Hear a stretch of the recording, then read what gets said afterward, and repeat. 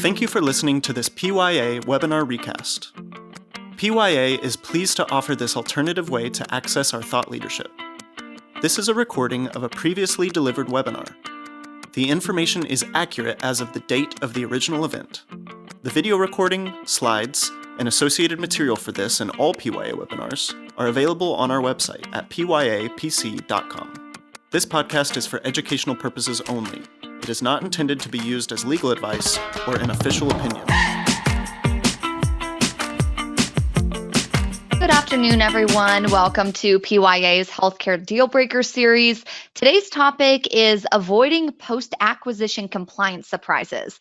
PYA is happy to present today's webinar on this important topic.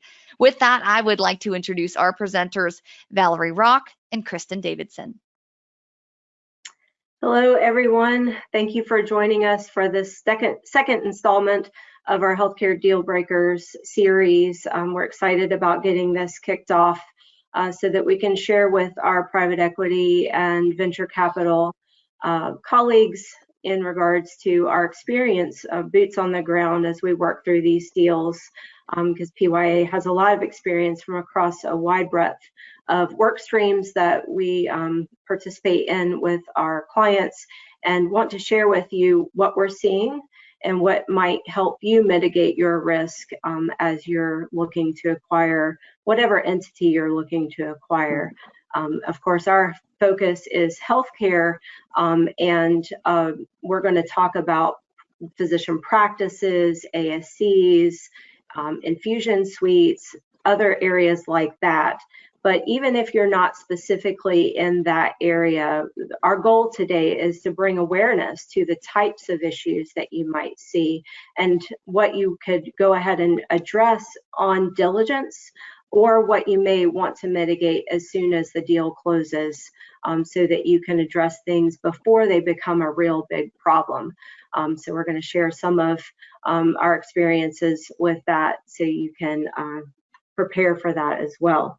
So I am Valerie Rock. I'm a principal with PYA, and I oversee our revenue integrity services, and I am kind of in the weeds of our coding diligence and our compliance diligence, and I partner with Kristen Davidson in the operations pieces of that. So Kristen, you want to share your experience? Sure. Thank you, Valerie. Good morning, everyone, and thanks again for joining us. As with Valerie, I'm also a principal and within our revenue integrity team, and Valerie and I kind of are the yin and the yang, if you will. She's the coding, billing, documentation, SME, and then I lead our operations team of conducting the diligence reviews and the clinical assessments as well. And so, as she said, lots of experience in conducting these, have seen a lot of good things, have seen some things not so good. And so we wanted to share kind of our experience today, and hope that you can prevent and learn from our experience as well as you embark on a potential acquisition. And as you're learning, what you're hearing today and across the series, we invite you to share this with your business development teams, with your compliance teams, with your C-suite, with your board. There are a lot of people within your organization that could benefit from hearing this content. So, this is something that we've set up so that you can listen to it in a commute, on the way to work, or in any type of avenue. So a great way to get some content in as you're going through your day. So again, we're going to talk about what we've seen boots on the ground from a compliance perspective as we're doing diligence. We're going to talk about our lessons learned from that, and then also diligence limitations, how the diligence always has to be limited to a certain extent because of the time frame and the budgets that are associated with doing these reviews, and then how you can take these concepts and turn them into best practices. So from a common issues perspective, sorry about that.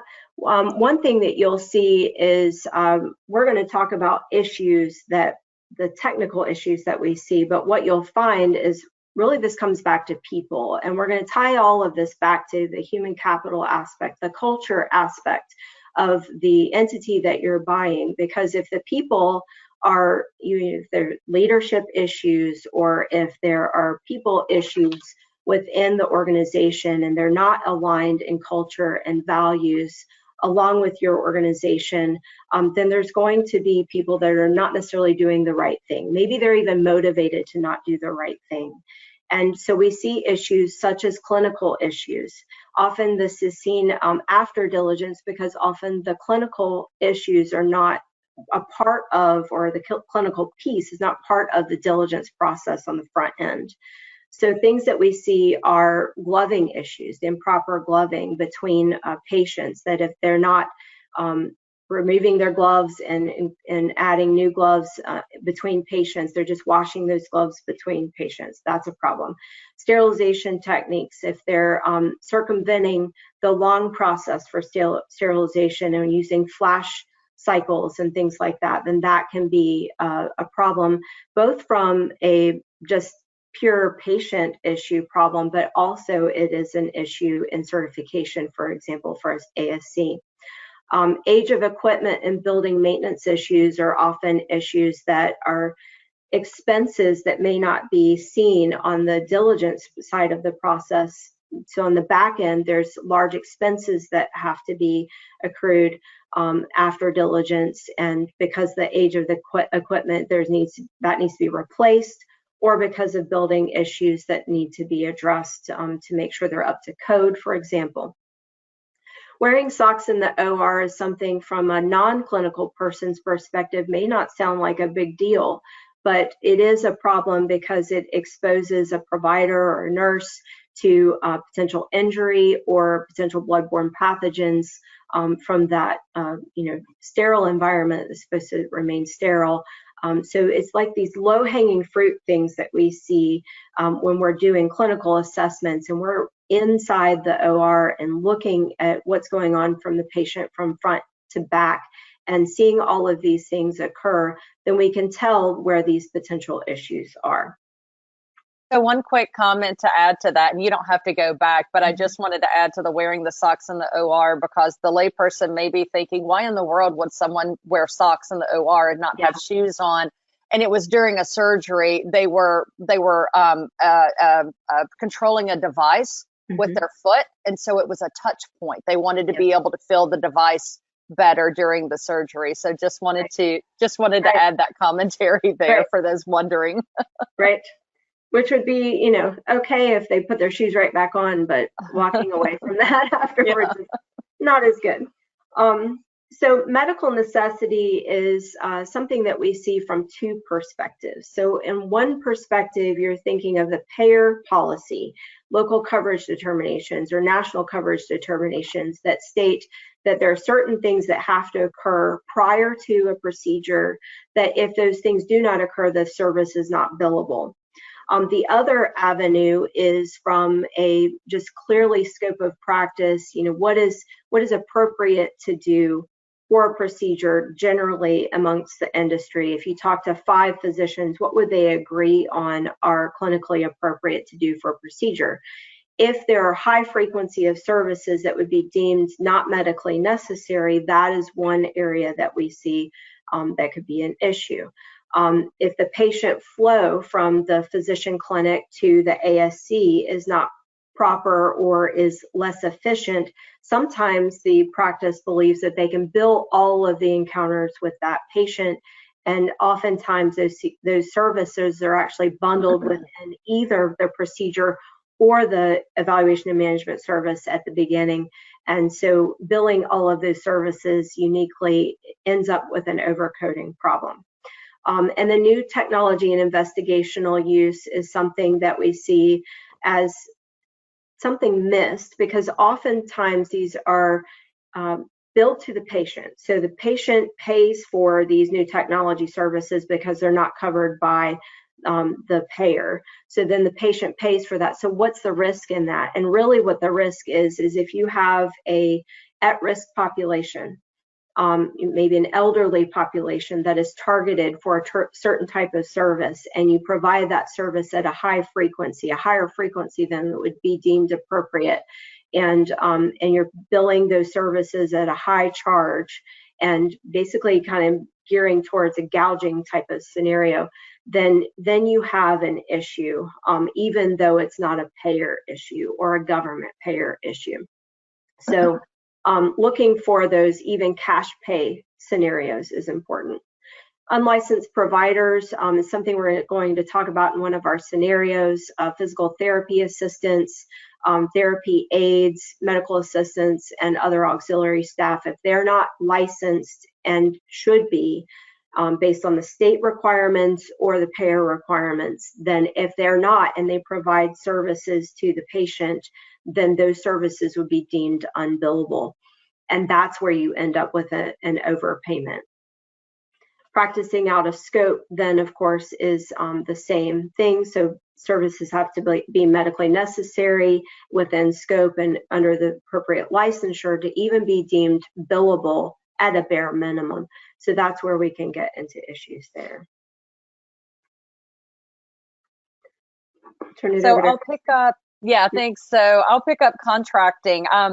Something that's important to evaluate during diligence is really looking at all of your third-party vendors, your third-party contracts, ensuring that the contracts are not only present, which oftentimes they're not, and for those that are sharing PHI, such as collection agencies or outsourced IT vendors, that there are appropriate business associate agreements in place.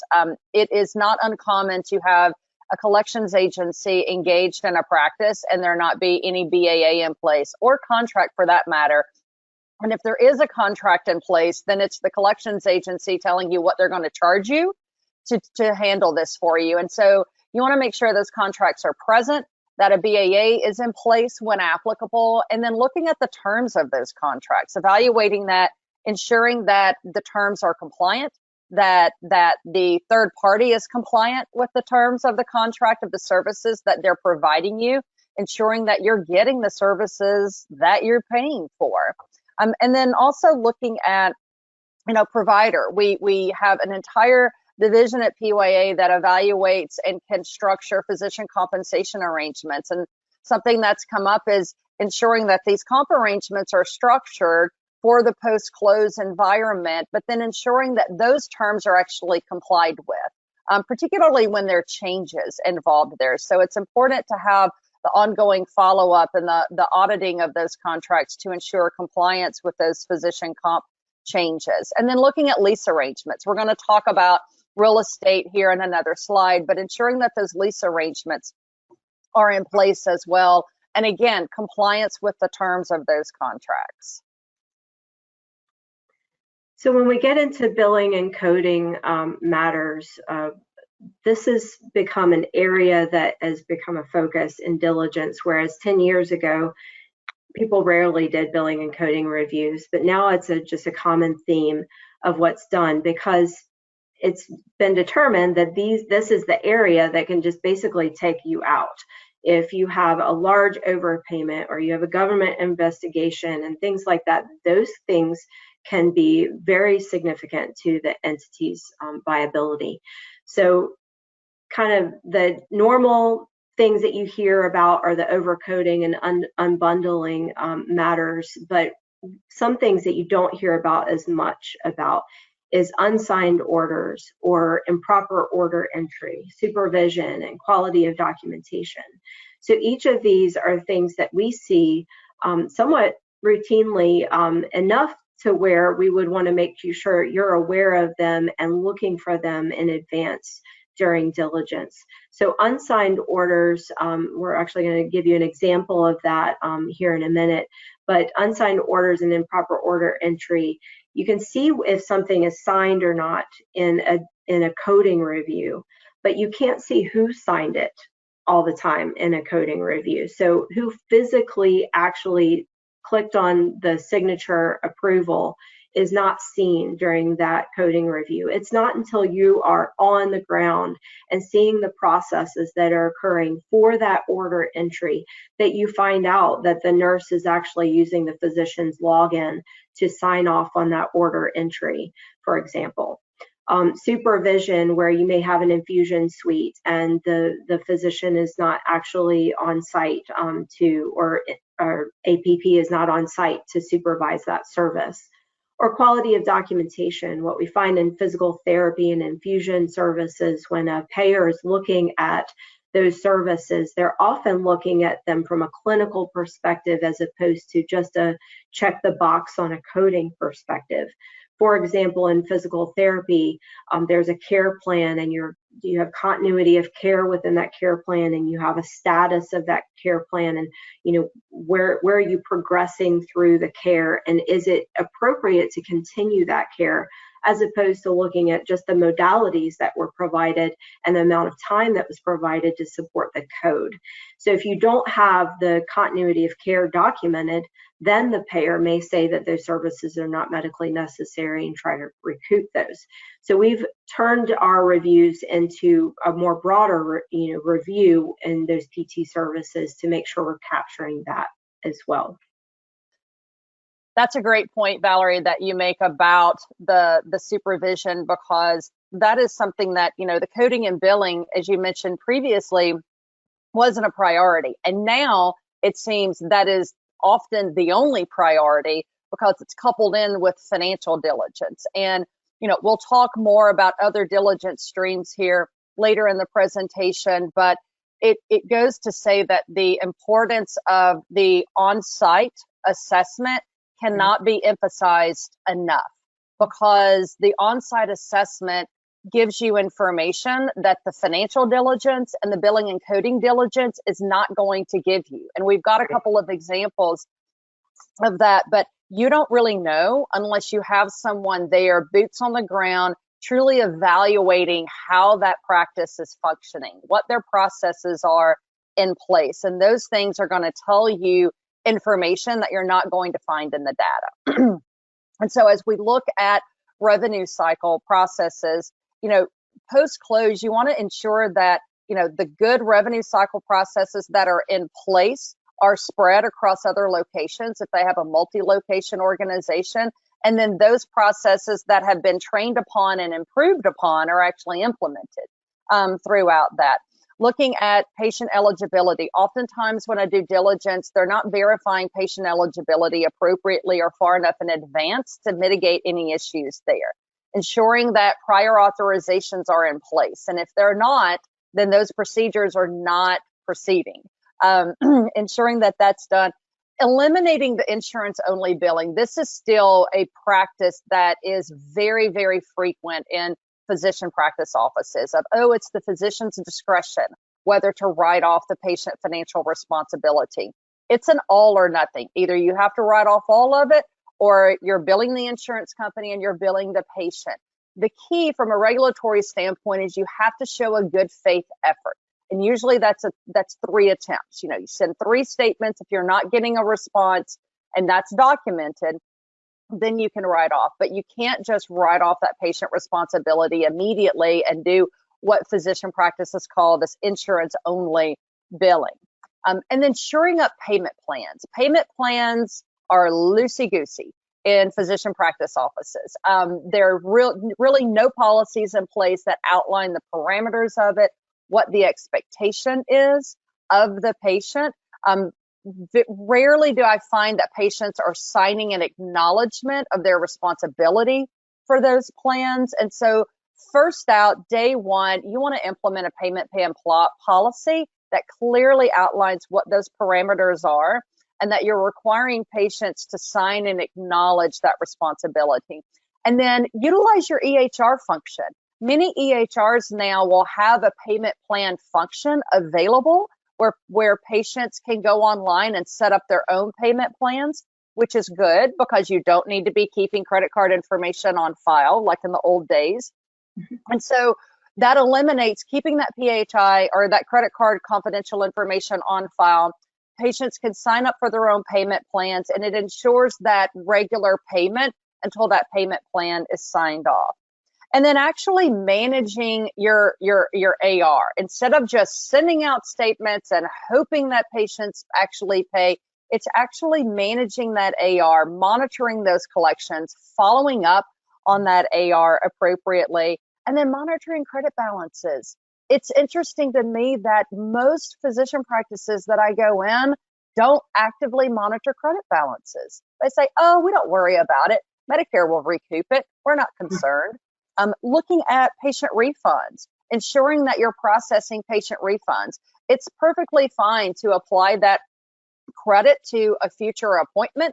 That's not a problem at all. But if there are no future appointments and it doesn't look like they're going to be, then you have a responsibility to issue that patient refund. So it's because it's the appropriate thing to do, but also so it doesn't skew your financials in some way.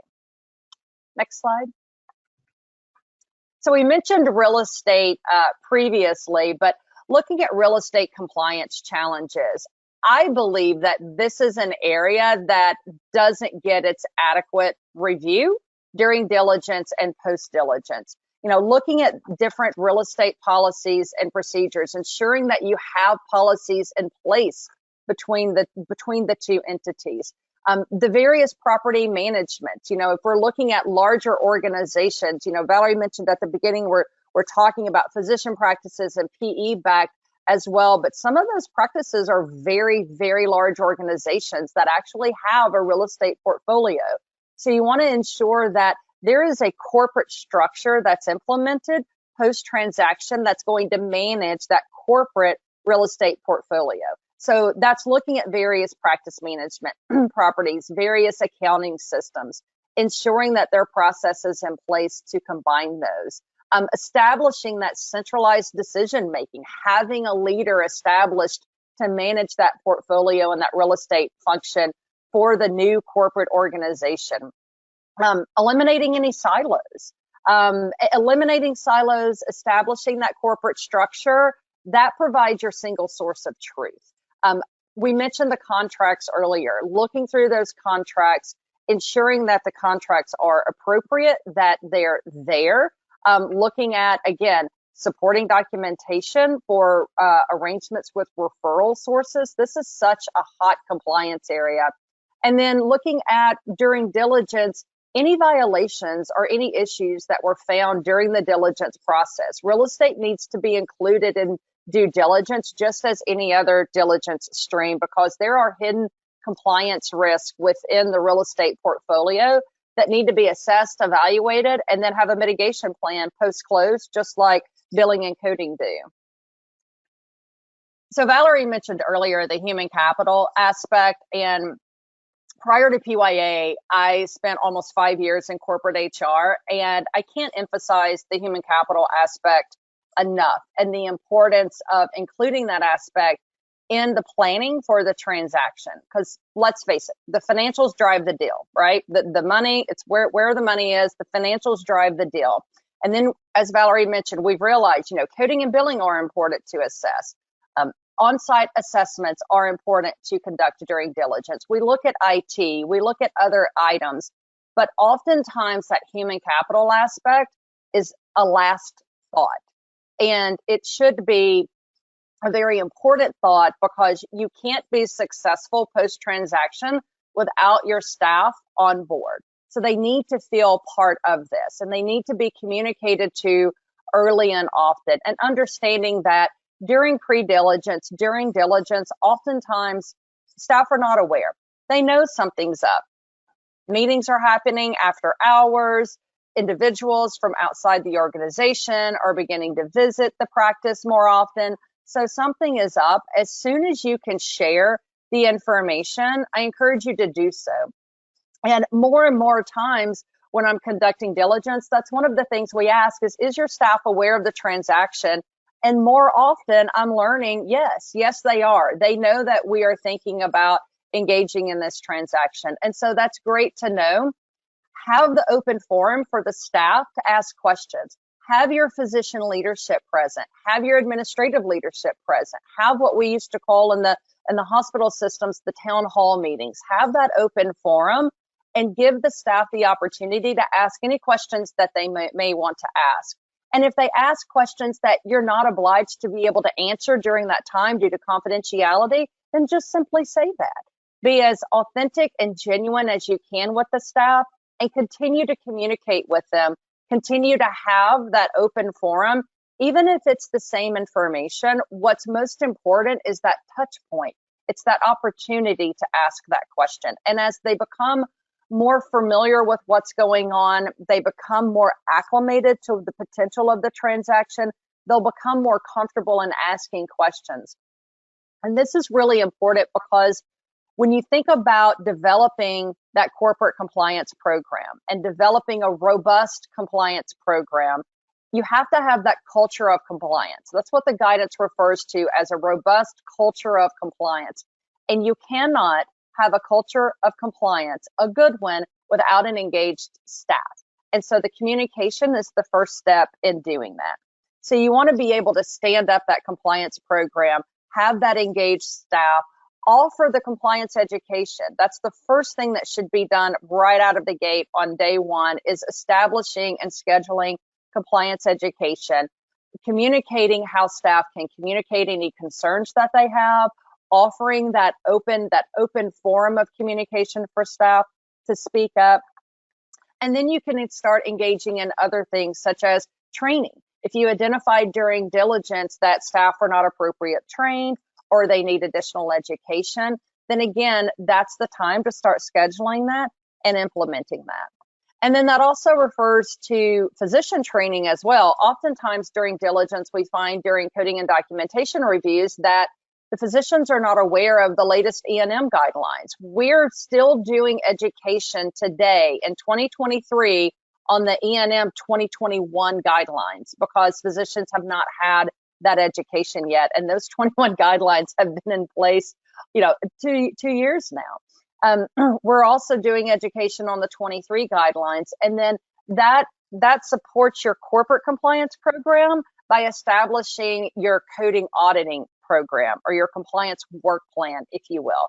That's something, again, right out of the gate that can be done, is establishing a compliance work plan based off the coding and documentation reviews and providing that education to providers. And then also determining, what vacancies did you find during the diligence? Are there vacancies? Is there necessary training that's important to provide to the staff?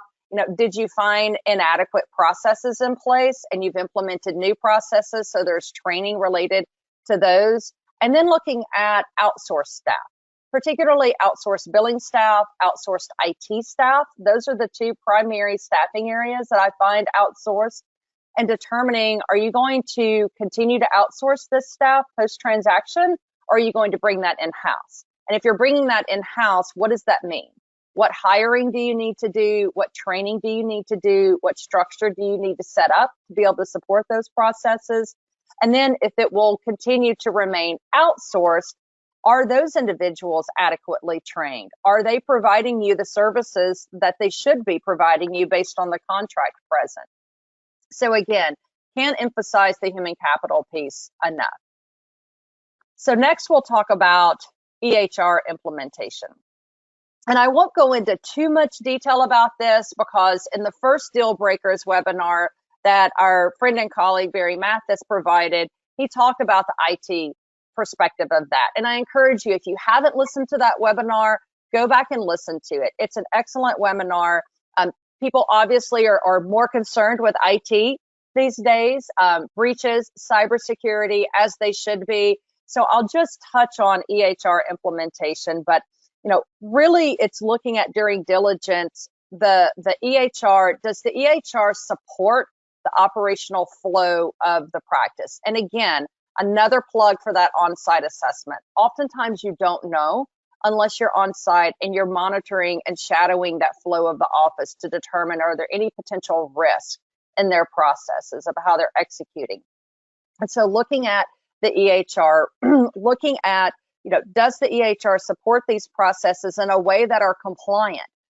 For example, we ended up and identified that an EHR during an assessment was on a very old version, wasn't supporting the operational process, and was actually through the physician documentation, if you will, and the drop-down menu selections, essentially, it was guiding the physician to assign level 5s. It was a high complexity that the physician felt, and it would automatically assign level 5s. And so this is where the ops diligence and the coding diligence work together, because the coding diligence is saying, why are we having so many level 5s? This is out of the ordinary. This is an anomaly. I don't understand.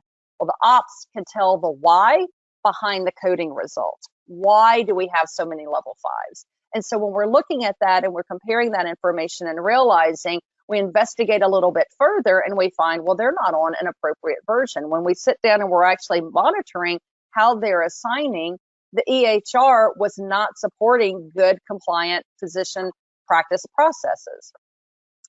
Also looking at two-factor authentication, using old processes, templates, improper setups, shared logins. Yes, it still happens.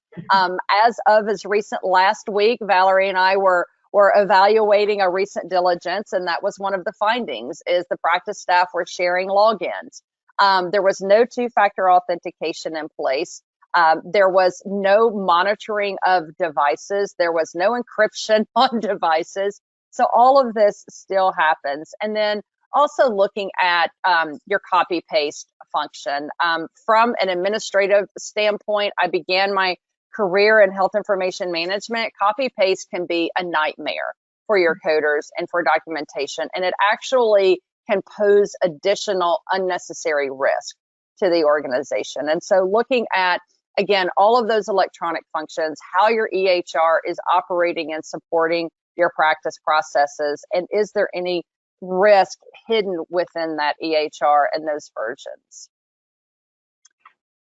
And then looking at risk overall, we talked a lot about, the human capital aspect of it, having and establishing a good corporate compliance program. Oftentimes what we're seeing is, staff are aware of issues. Again, that on-site assessment gives the opportunity for staff, if they have concerns and they've been communicating them previously and nothing's been done about it. It's interesting what you find out when staff have new people listening, new people that are engaged in the practice, that are interested to know how things are operating in the practice. Staff may have been afraid to speak up additionally in the past if they had done so and nothing was done, or they didn't feel their voice was heard. And so now they have new people, they're talking more, they have this opportunity for their voice to be heard. So again, it's important to immediately establish that corporate compliance program, to immediately provide that training, as it relates to compliance, the ability to speak up, having that open forum, and then ensuring, the HIPAA training, as we talk about, the HIPAA, the IT security training, the OSHA training, all of these trainings that should be happening for staff within practices. And then having the avenue and then listening to what they're saying. The worst thing that can happen is for them to have an opportunity to share their concerns to new people that are interested in the success of the practice, and then nothing be done. So you don't want to create a situation for potential whistleblowers in this sense, and by not listening to what the staff are saying and having that hidden risk within the organization. So now we're going to shift over to our hypotheticals, our scenarios that are kind of somewhat of what we've seen out there without specifics to any specific client.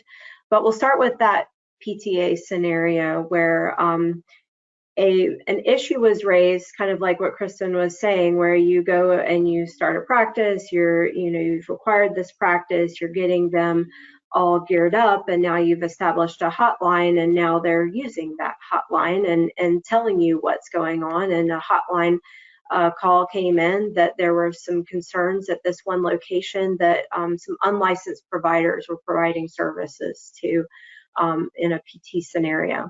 So when the team went in to look and see what was going on, it was found that a manager had hired some unlicensed physical therapy assistants and was utilizing them for services along with the PTs. And they were kind of combined services together. And the thought for them was that the PTs are overseeing those services, so they're okay. But because those PTAs need to be licensed, the services provided by those PTAs would now no longer be billable services and would need to be refunded.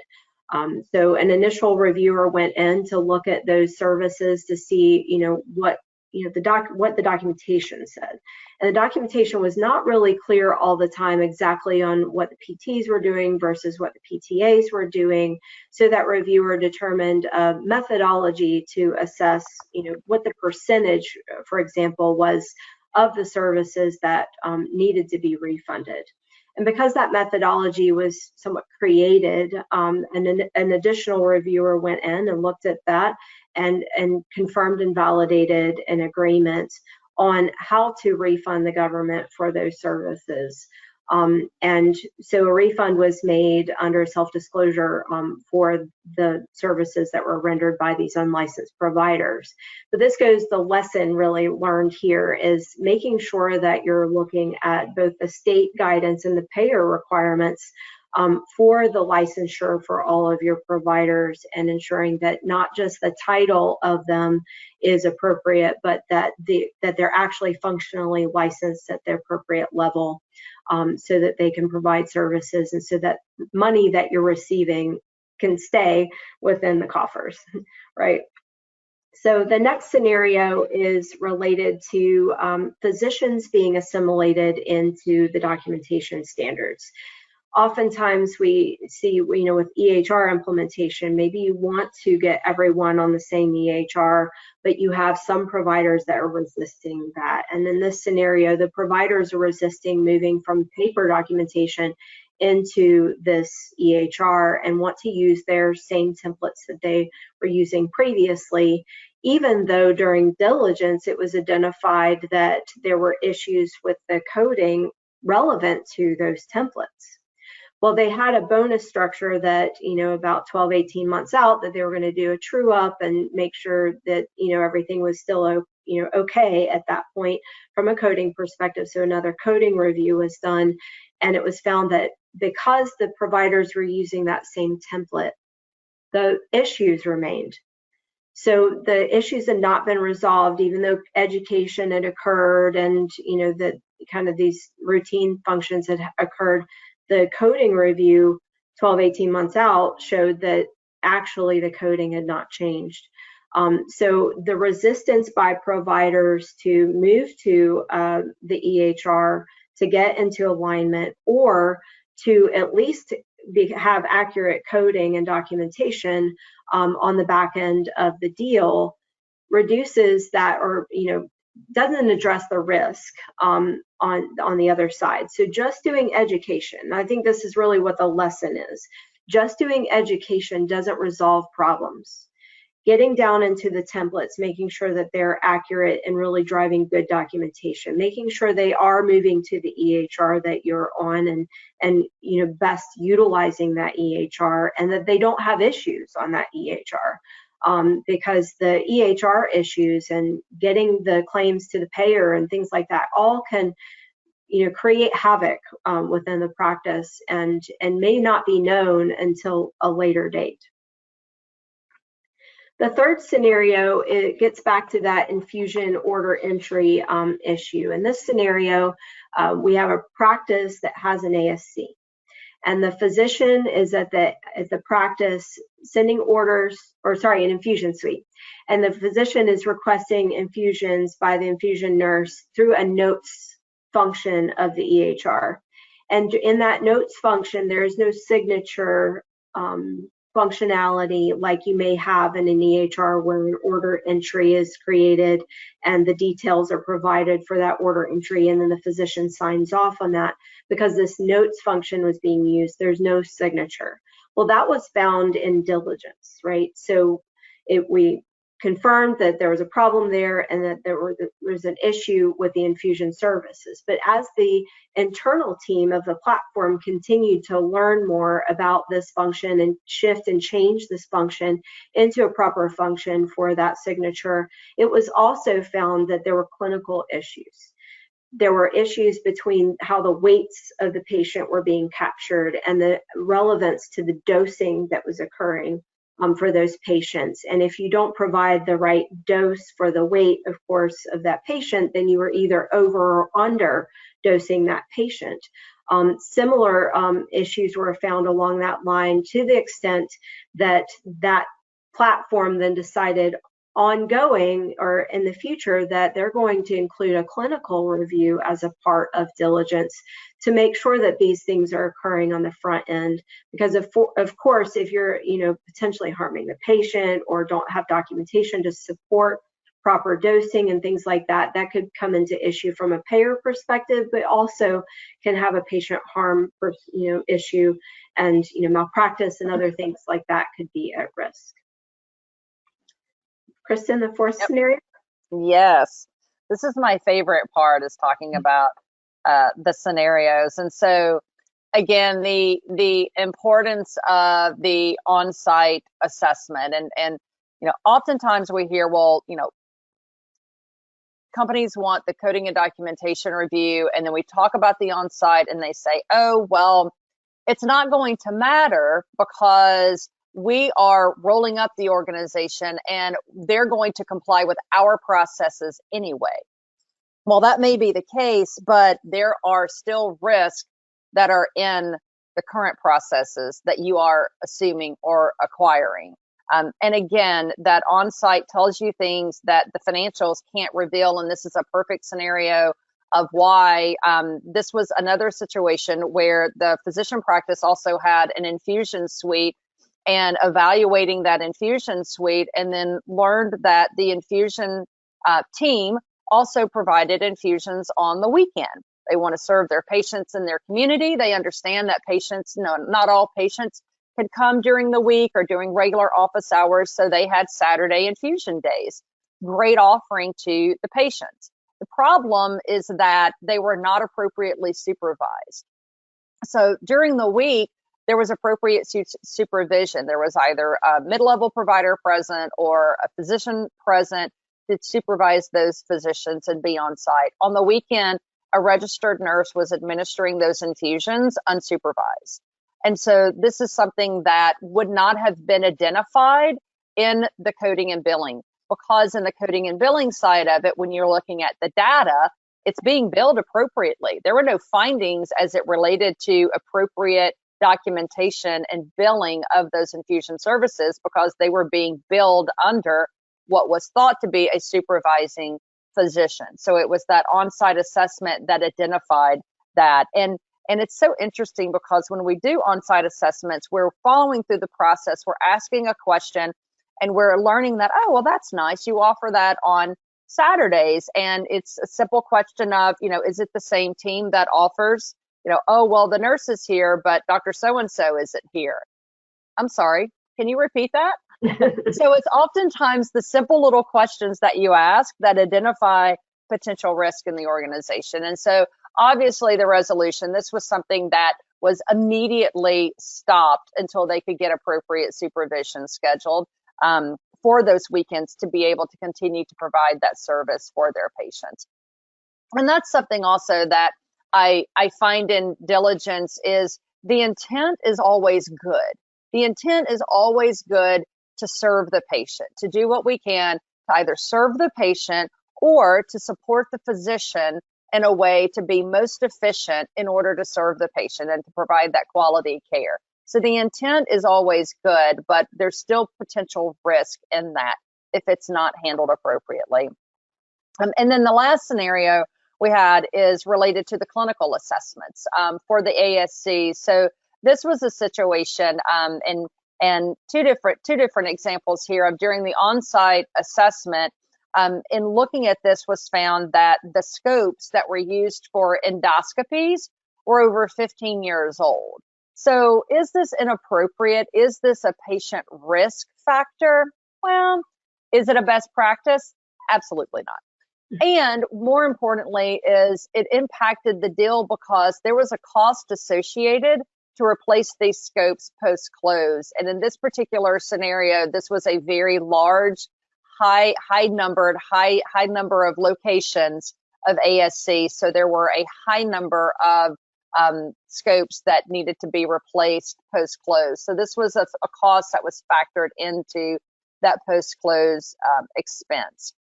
And then also in another situation and scenario of conducting a clinical assessment, there are two examples of inappropriate use of the autoclave. So in one, the machine wasn't functioning correctly on its normal cycle, but the flash cycle worked.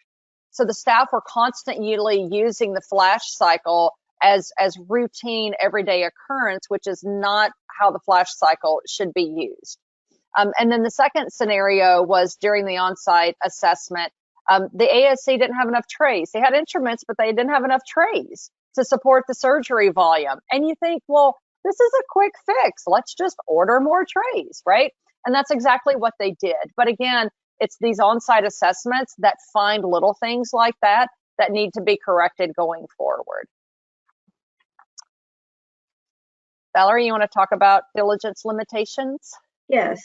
So let's get into how the diligence is limited, and we talked about at the top of the discussion about we can only do so much at the beginning of this diligence. The budgets are constrained, the time is constrained, and really you're not trying to get to know everything. You're trying to get to know enough to determine whether the deal is viable or not.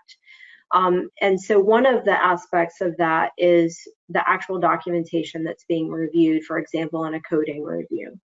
When we're looking at the documentation, as I mentioned, we can see that something is signed or not, but we can't see who signed it.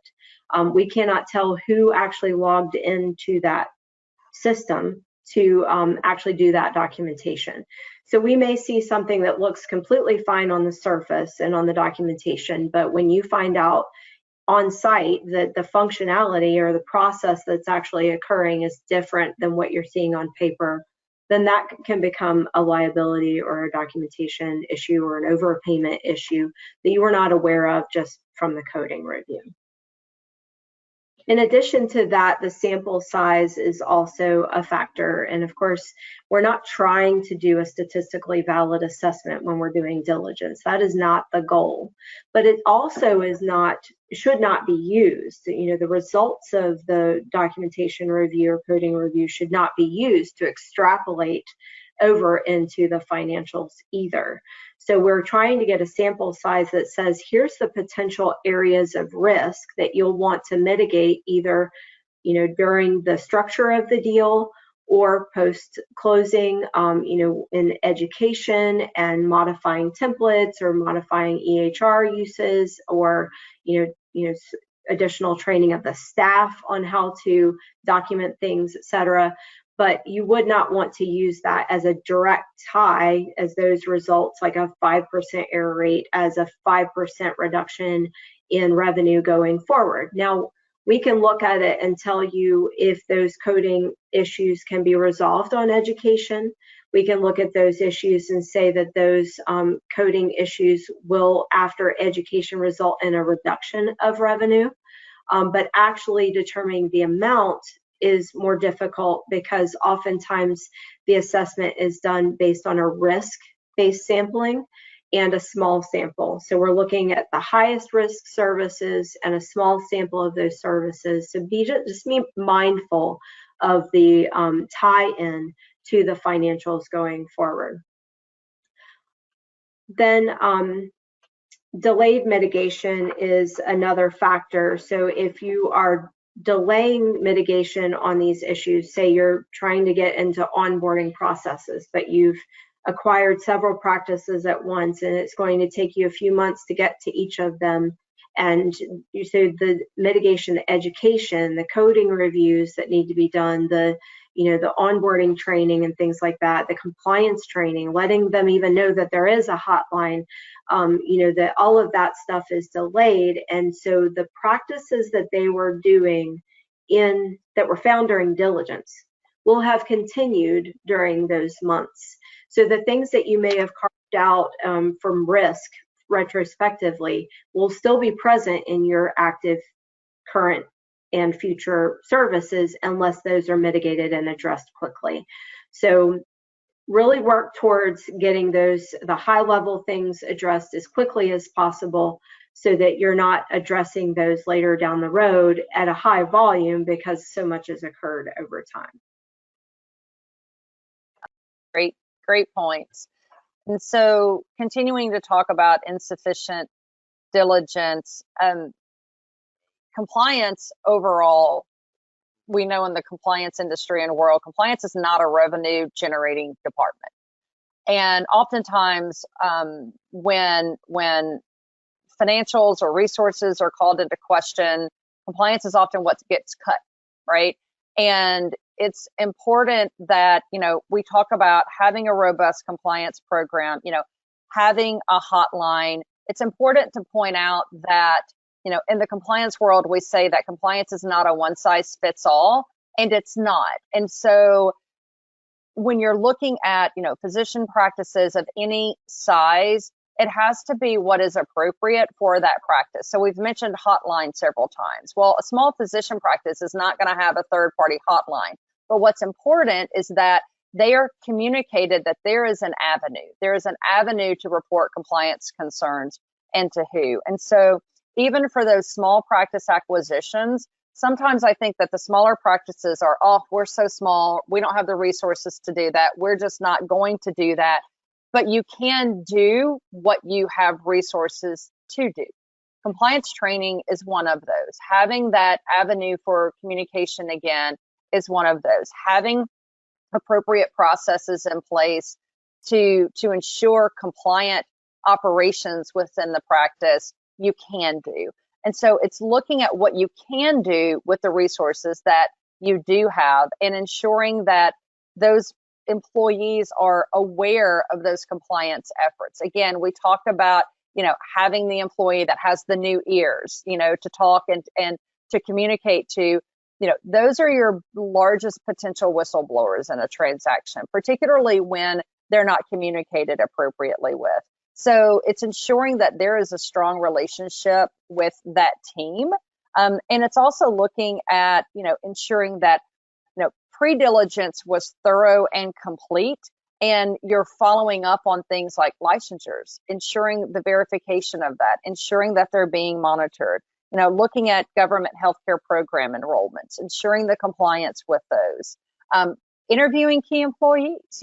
I'm a big fan from an HR perspective, if you can, of meeting with each employee individually, hearing their concerns, hearing what they have to say about it. But again, ensuring that, those avenues are open and receptive of both ways when you're conducting that diligence, because it can pose potential risk during and after the transaction. And then talking about auditing and monitoring, I mentioned earlier about immediately developing a coding audit work plan with the diligence findings. We'll talk here in a minute about some other implementations post-transaction, but FCA violations cost a lot more than implementing a good compliance program and a good auditing and monitoring program.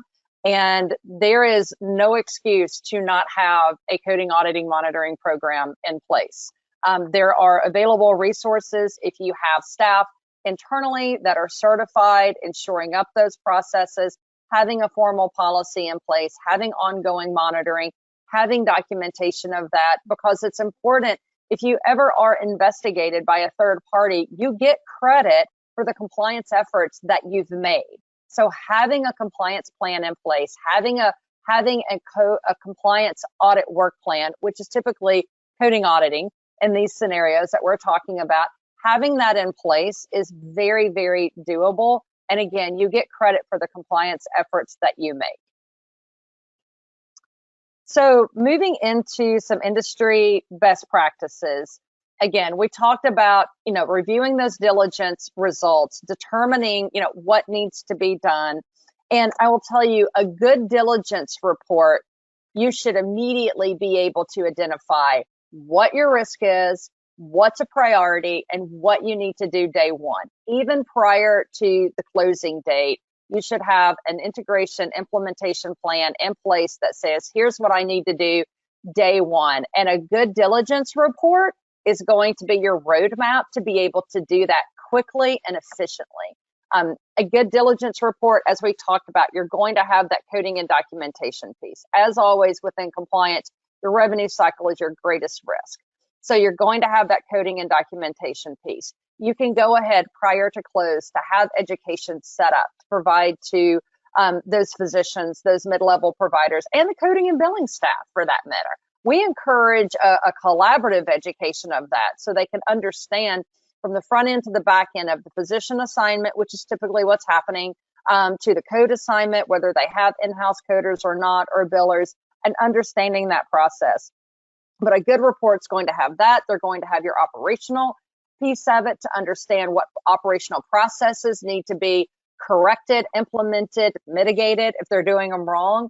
And then if there's an ASC involved, having that clinical assessment. When you have all of those three facets, a lot of that training can be done in a much more efficient manner because you know exactly what needs to be done immediately. So a good diligence report is going to give that information. You have that provider education, you stop any processes that are immediately posing risk to the organization, such as unsupervised infusions on the weekend. That's an easy thing to immediately stop and correct. And then looking for that education, and again, having that prioritized coding work plan in place. And then if we haven't mentioned it enough, culture and human capital are key. So we talked about the importance of that. We had talked about the importance of employee engagement. I encourage you to have a formal communication plan as it relates to the transaction. And then in this particular aspect, as it relates to culture and human capital, I encourage you to pause, as particularly for new platform companies, to pause and really wisely think about who your leadership needs to be as you grow and scale that platform company.